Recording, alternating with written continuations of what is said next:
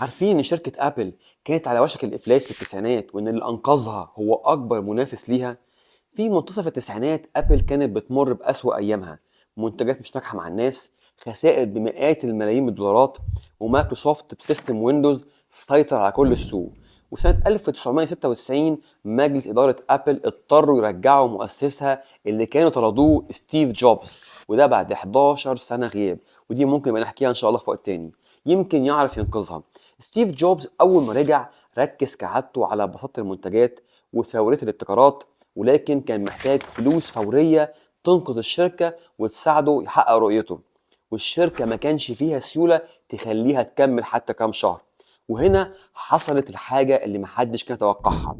ستيف جوبز اتصل بمنافسه اللدود بيل جيتس، رئيس مجلس إدارة مايكروسوفت، والنتيجة مايكروسوفت استثمرت في أبل 150 مليون دولار. واللي يمكن ناس كتير متعرفوش إن مايكروسوفت وقتها كانت بتواجه تحقيقات احتكار قوية من الحكومة الأمريكية. فالمساعدة دي كانت ذكية، تحافظ على منافس قوي في السوق وتظهر إنها مش بتحتكر كل حاجة. والإعلان عن الصفقة حصل في مؤتمر ماك وورد 1997، ستيف جوبز على المسرح وفجأة بيظهر وش بيل جيتس على شاشة عملاقة ورا ظهره، وكانت مفاجأة كبيرة للجمهور والصحفيين وعالم البيزنس عامة.